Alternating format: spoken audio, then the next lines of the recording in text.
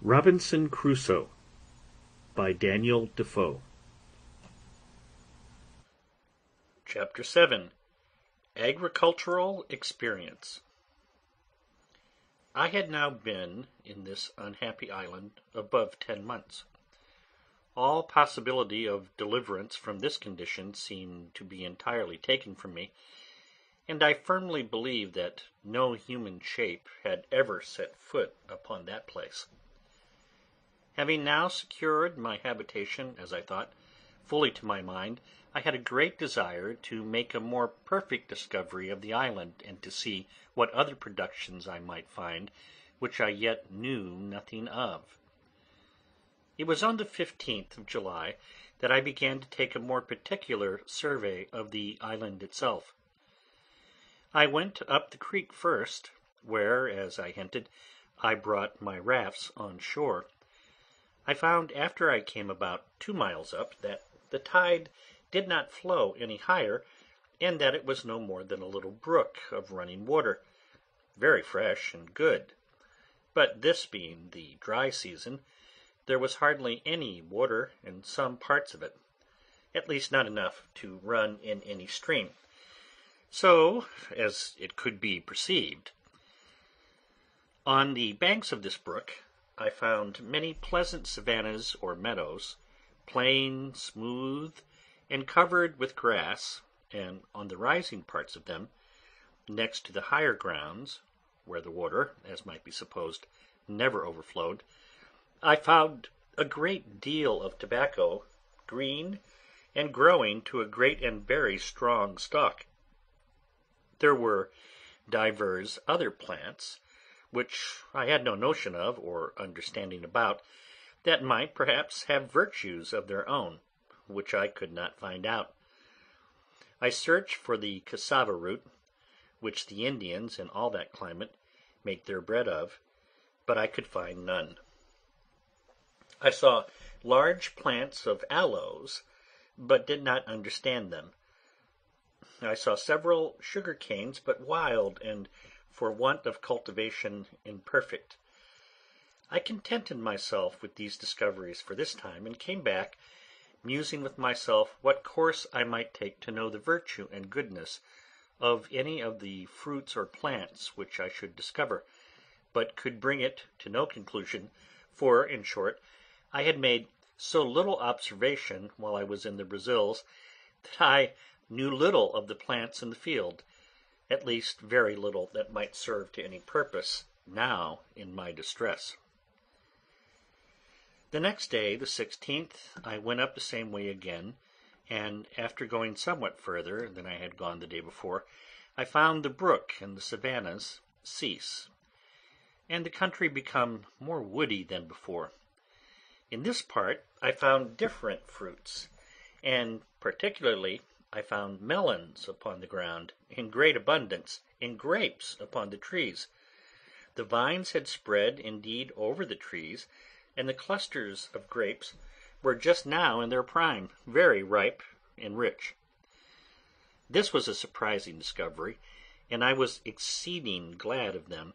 but I was warned by my experience to eat sparingly of them,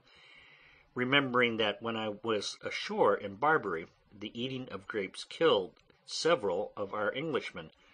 who were slaves there, by throwing them into fluxes and fevers. But I found an excellent use for these grapes, and that was to cure or dry them in the sun, and keep them as dried grapes or raisins are kept, which I thought would be, as indeed they were, wholesome and agreeable to eat when no grapes could be had. I spent all that evening there, and went back to my habitation, which, by the way, was the first night, as I might say, I had lain from home. In the night I took my first contrivance, and got up in a tree, where I slept well, and the next morning proceeded upon my discovery, travelling nearly 4 miles, as I might judge by the length of the valley, keeping still due north, with a ridge of hills on the south and north side of me. At the end of this march I came to an opening where the country seemed to descend to the west, and a little spring of fresh water, which issued out of the side of the hill by me, ran the other way, that is, due east, and the country appeared so fresh, so green, so flourishing, everything being in a constant verdure or flourish of spring, that it looked like a planted garden. I descended a little on the side of that delicious vale, surveying it with a secret kind of pleasure, though mixed with my other afflicting thoughts, to think that this was all my own, that I was king and lord of all this country indefensibly, and had a right of possession, and if I could convey it, I might have it in inheritance as completely as any lord of a manor in England. I saw here abundance of cocoa trees, orange and lemon and citron trees, but all wild, and very few bearing any fruit, at least not then. However, the green limes that I gathered were not only pleasant to eat, but very wholesome, and I mixed their juice afterwards with water, and made it very wholesome, and very cool and refreshing. I found now I had business enough to gather and carry home, and I resolved to lay up a store as well of grapes as limes and lemons, to furnish myself for the wet season, which I knew was approaching. In order to do this, I gathered a great heap of grapes in one place, a lesser heap in another place, and a great parcel of limes and lemons in another place, and taking a few of each with me, I travelled homewards, resolving to come again and bring a bag or sack, or what I could make, to carry the rest home. Accordingly, having spent 3 days in this journey, I came home, so I must now call my tent and my cave my home. But before I got thither, the grapes were spoiled, the richness of the fruit and the weight of the juice having broken them and bruised them. They were good for little or nothing. As to the limes, they were good, but I could bring but a few. The next day, being the 19th, I went back, having made me 2 small bags to bring home my harvest, but I was surprised, when coming to my heap of grapes, which were so rich and fine when I gathered them, to find them all spread about, trod to pieces, and dragged about, some here, some there, and abundance eaten and devoured. By this I concluded there were some wild creatures thereabouts which had done this, but what they were I knew not. However, as I found there was no laying them up on heaps, and no carrying them away in a sack, but that one way they would be destroyed, and the other way they would be crushed with their own weight,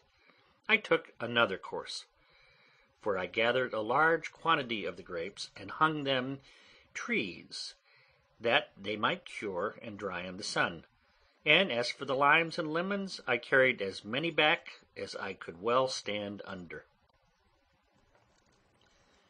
When I came home from this journey, I contemplated with great pleasure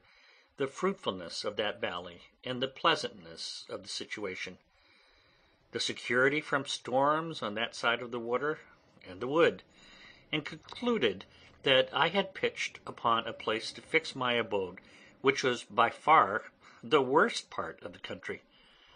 Upon the whole, I began to consider of removing my habitation, and looking out for a place equally safe as where now I was situate, if possible, in that pleasant, fruitful part of the island. This thought ran long in my head, and I was exceedingly fond of it for some time, the pleasantness of the place tempting me. But when I came to a nearer view of it, I considered that I was now by the seaside, where it was at least possible that something might happen to my advantage, and by the same ill fate that brought me hither, might bring some other unhappy wretches to the same place. And though it was scarce probable that any such thing should ever happen, yet to enclose myself among the hills and woods in the centre of the island was to anticipate my bondage, and to render such an affair not only improbable,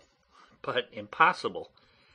and that therefore I ought not by any means to remove. However, I was so enamoured of this place that I spent much of my time there for the whole of the remaining part of the month of July, and though upon second thoughts I resolved not to move, yet I built me a little kind of a bower, and surrounded it at a distance with strong fence, being a double hedge, as high as I could reach, well staked and filled between with brushwood, and here I lay very secure, sometimes 2 or 3 nights together, always going over it with a ladder, so that I fancied now I had my country house and my sea-coast house, and this work took me up to the beginning of August. I had but newly finished my fence, and begun to enjoy my labour, when the rains came on, and made me stick close to my first habitation, for though I had made me a tent like the other, with a piece of sail, and spread it very well, yet I had not the shelter of a hill to keep me from storms, nor a cave behind me to retreat into when the rains were extraordinary. About the beginning of August, as I said, I had finished my bower, and began to enjoy myself. The 3rd of August I found the grapes I had hung up perfectly dried, and indeed were excellent good raisins of the sun, so I began to take them down from the trees, and it was very happy that I did so, for the rains which followed would have spoiled them, and I had lost the best part of my winter food, for I had above 200 large bunches of them. No sooner had I taken them down and carried the most of them home to my cave, and then it began to rain, and from hence, which was the 14th of August, it rained more or less every day till the middle of October, and sometimes so violently that I could not stir out of my cave for several days. In this season I was much surprised with the increase of my family. I had been concerned for the loss of one of my cats, who ran away from me, or, as I thought, had been dead, and I heard no more tidings of her till, to my astonishment, she came home about the end of August with 3 kittens. This was the more strange to me, because, though I had killed a wild cat, as I called it, with my gun, yet I thought it was quite a different kind from our European cats, but the young cats were the same kind of house breed as the old one, and both my cats, being females, I thought it very strange. But from these 3 cats I afterwards came to be so pestered with cats that I was forced to kill them like vermin or wild beasts, and to drive them from my house as much as possible. From the 14th of August to the 26th, incessant rain, so that I could not stir, and was now very thankful not to be much wet. In this confinement I began to be straitened for food, but venturing out twice, I one day killed a goat, and the last day, which was the 26th, found a very large tortoise, which was a treat to me, and my food was regulated thus: I ate a bunch of raisins for my breakfast, a piece of the goat's flesh, or of the turtle, for my dinner, broiled, for to my great misfortune I had no vessel to boil or stew anything, and 2 or 3 of the turtle's eggs for my supper. During this confinement in my cover by the rain, I worked daily 2 or 3 hours at enlarging my cave, and by degrees worked it on towards one side till I came to the outside of the hill, and made a door or way out, which came beyond my fence or wall, and so I came in and out this way. But I was not perfectly easy at lying so open, for, as I had managed myself before, I was in a perfect enclosure, whereas now I thought I lay exposed, and open for anything to come in upon me, and yet I could not perceive that there was any living thing to fear, the biggest creature that I had yet seen upon the island being a goat. September 30th. I was now come to the unhappy anniversary of my landing. I cast up the notches on my post, and found I had been on shore 365 days. I kept this day as a solemn fast, setting it apart for religious exercise, prostrating myself on the ground with the most serious humiliation, confessing my sins to God, acknowledging his righteous judgments upon me, and praying to him to have mercy on me through Jesus Christ. And not having tasted the least refreshment for 12 hours, even till the going down of the sun, I then ate a biscuit cake and a bunch of grapes, and went to bed, finishing the day as I began it. I had all this time observed no Sabbath day, for as at first I had no sense of religion upon my mind, I had after some time omitted to distinguish the weeks, by making a longer notch than ordinary for the Sabbath day, and so did not really know what any of the days were. But now, having cast up the days as above, I found I had been there a year, so I divided it into weeks, and set apart every 7th day for a Sabbath,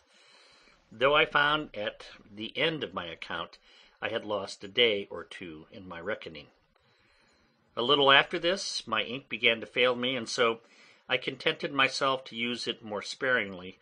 and to write down only the most memorable events of my life, without continuing a daily memorandum of other things. The rainy season and the dry season began now to appear regular to me, and I learned to divide them, to provide for them accordingly. But I bought all my experience before I had it, and this I am going to relate was one of the most discouraging experiments that I made. I have mentioned that I had saved the few ears of barley and rice which I had so surprisingly found spring up, as I thought, of themselves, and I believe there were about 30 stalks of rice and about 12 of barley, and now I thought it a proper time to sow it after the rains, the sun being in its southern position, going from me. Accordingly, I dug up a piece of ground as well as I could with my wooden spade, and dividing it into 2 parts, I sowed my grain. But as I was sowing, it casually occurred to my thoughts that I would not sow it all at first, because I did not know what was the proper time for it. So I sowed about 2/3 of the seed, and leaving about a handful of each. It was a great comfort to me afterwards that I did so, for not one grain of what I sowed this time came to anything. For the dry months following, the earth having had no rain, after the seed was sown, it had little moisture to assist its growth, and never came up at all till the wet season had come again, and then it grew as much as if it had been but newly sown. Finding my first seed did not grow, which I easily imagined was by the drought, I sought out for a moister piece of ground to make another trial, and I dug up a piece of ground near my new bower, and sowed the rest of my seed in February, a little before the vernal equinox, and this, having the rainy months of March and April to water it, sprung up very pleasantly, and yielded a very good crop. And having part of the seed left only, and not daring to sow all that I had but a small quantity at last, my whole crop not amounting to above half a peck of each kind. But by this experiment I was made master of my business, and knew exactly when the proper season was to sow, and that I might expect 2 seed times and 2 harvests every year. While this corn was growing, I made a little discovery, which was of use to me afterwards. As soon as the rains were over, and the weather began to settle, which was about the month of November, I made a visit up the country to my bower, where, though I had not been some months, yet I found all things just as I left them. The circle or double hedge that I had made was not only firm and entire, but the stakes which I had cut out of some trees that grew thereabouts were all shot out and grown with long branches, as much as a willow tree usually shoots the first year after lopping its head. I could not tell what tree to call it that these stakes were cut from. I was surprised and yet well pleased to see the young trees grow, and I pruned them and led them up to grow as much alike as I could, and it is scarce credible how beautiful a figure they grew into in 3 years, so that though the hedge made a circle of about 25 yards in diameter, yet the trees, for such as I might now call them, soon covered it, and it was a complete shade, sufficient to lodge under all the dry season. This made me resolve to cut some more stakes, and make me a hedge like this in a semicircle round my wall, I mean that of my first dwelling, which I did, and placing the trees or stakes in a double row, at about 8 yards distance from my first fence, they grew presently, and were at first a fine cover to my habitation, and afterwards served for a defence also, as I shall observe in its order. I found now that the seasons of the year might generally be divided, not into summer and winter as in Europe, but into the rainy seasons and the dry seasons, which were generally thus: the half of February, the whole of March, and the half of April, rainy, the sun being then on or near the equinox; the half of April, the whole of May, June, and July, and the half of August, dry, the sun being then to the north of the line; the half of August, the whole of September, and the half of October, rainy, the sun being then come back; the half of October, the whole of November, December, and January, and the half of February, dry, the sun being then to the south of the line. The rainy seasons sometimes held longer or shorter as the winds happened to blow, but this was the general observation I made, after I had found by experience the ill consequences of being abroad in the rain. I took care to furnish myself with provisions beforehand, that I might not be obliged to go out, and I sat within doors as much as possible during the wet months. This time I found much employment, and very suitable also to the time, for I found great occasion for many things which I had no way to furnish myself with, but by hard labour and constant application. Particularly, I tried many ways to make myself a basket, but all the twigs I could get for the purpose proved so brittle that they would do nothing. It proved of excellent advantage to me now, that when I was a boy, I used to take great delight in standing at a basket maker's in the town where my father lived, to see them make their wicker ware; and being, as boys usually are, very officious to help, and a great observer of the manner in which they worked these things, and sometimes lending a hand, I had by these means full knowledge of the methods of it, and I wanted nothing but the materials, when it came into my mind that the twigs of that tree from whence I cut my stakes that grew might possibly be as tough as the sallows, willows, and osiers in England, and I resolved to try. Accordingly, the next day I went to my country house, as I called it, and cutting down some of the smaller twigs, I found them to my purpose as much as I could desire. Whereupon I came the next time prepared with a hatchet to cut down a quantity, which I soon found, for there was a great plenty of them. These I set up to dry within my circle or hedge, and when they were fit for use I carried them to my cave, and here during the next season I employed myself in making, as well as I could, a great many baskets, both to carry earth, or to carry or lay up anything, as I had occasion; and though I did not finish them very handsomely, yet I made them sufficiently serviceable for my purpose. Thus afterwards I took care never to be without them, and as my wicker ware decayed I made more, especially strong, deep baskets to place my corn in, instead of sacks, when I should come to have any quantity of it. Having mastered this difficulty, and employed a world of time about it, I bestirred myself to see, if possible, how to supply two wants.